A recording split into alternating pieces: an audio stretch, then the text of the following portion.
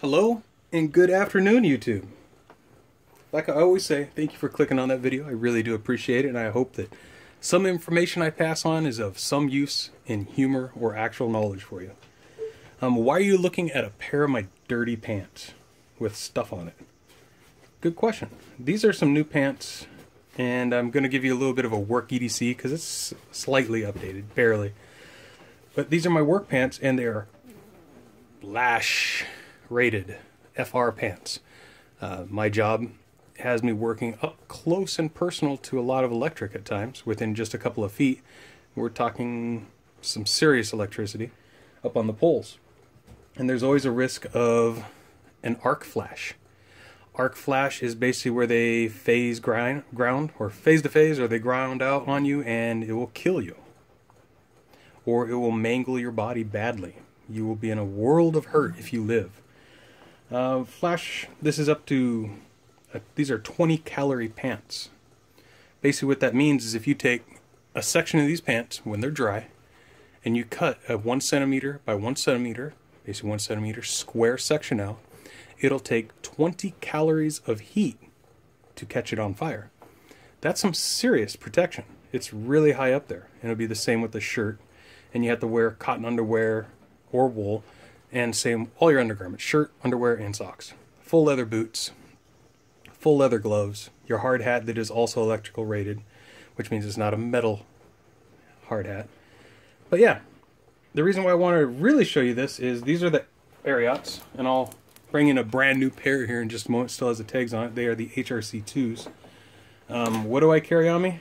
In my front left pocket, I always carry my work radio, which the battery slipped out. Dang it. You get that checked out.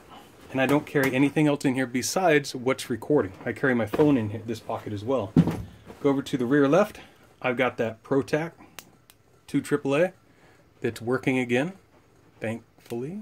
I'm so happy it's working again. In the same back pocket, which is a little hard to reach with my right hand, if for some reason I had disabled my left hand, it would be a little difficult to get to my tourniquet. And I always keep it in there. In fact, I took it out this last weekend and I practiced with it. Yes, I do practice with it from time to time. On my leg, my legs are bigger so I don't get as many wraps on it. It still did the job. And both arms. And when you use a tourniquet in practice for both arms, don't cheat.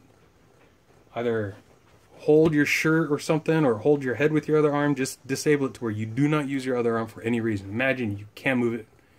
Granted, if you're shot in the arm, there's chances you will be able to. It'll hurt like hell.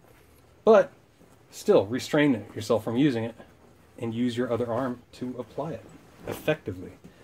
And I use the oxygen sensor on my my S6 Edge, and it couldn't read it. Couldn't read heartbeat, couldn't read oxygen, and I used my little whatever the thing's called, the little one you put on your finger, and it died out on that as well.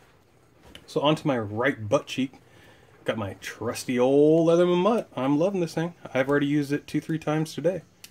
In fact, I use it to cut into and then break off a piece of fish tape. Those of you know what fish tape is, you know how tough that stuff is. Do I have anything else in this pocket today? No. That's pretty much all I keep in there unless I have some electrical tape, something of that sort. Over here, I'm still carrying this big ass shred. It's the 301. And I love it. It's just heavy duty, and it's not razor sharp, but it's pretty close to razor sharp.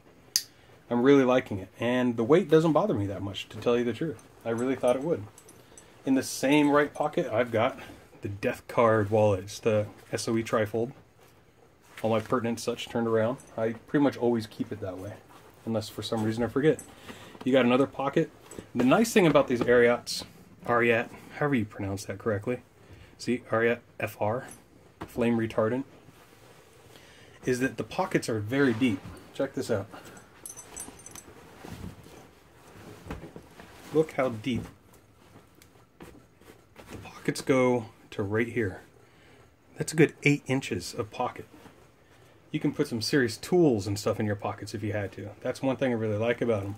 Another thing I like about these pants, and I ordered the wrong size, 40-30s, because I ordered what I have been wearing, but I've actually been losing some weight lately. So yeah, they're a little baggy on me. Here you go. Ariat Work FR Low Rise M4 Boot Cut. That's what the boot stands for. Here's that for you. And here is your cal rating. 20 ATPV, 20 cal rating, arc rating. But the reason why I'm showing you this particular pair of pants, whoop, wrong leg, left leg, is this right here. Look at it. The thread popped out on it. So now, anytime there's a hole, a cut, or if the cuff starts getting torn apart, or if thread comes off, I can no longer wear this at work because I'm no longer FR compliant. So I have to take this back to work and wait however long it's going to take to get a replacement pair. Here's how they look brand new. And that's a lot of shine on there, I apologize. Let me see if I'll turn this light off.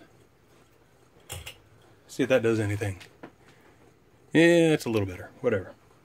So here you go. HRC2, low rise or OSHA, 20 cal centimeter squared, there you go.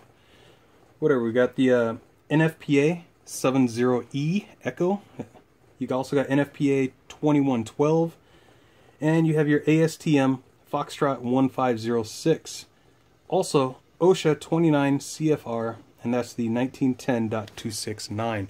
So if you need compliance pants for whatever reason around electrical work, cable work, if your shop makes you do that, I'm going to focus this so you can pause it and look at the compliance right here, if that comes in handy to you.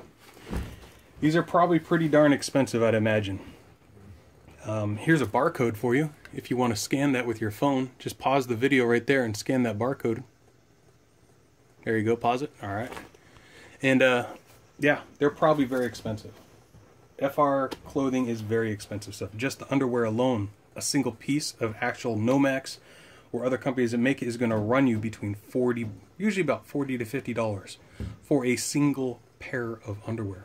But to give you a little scary fact, if you are within 10 feet of an arc flash incident, you're looking at 35,000 plus degrees. I'll repeat that. That's 35,000 degrees. 35,000 degrees.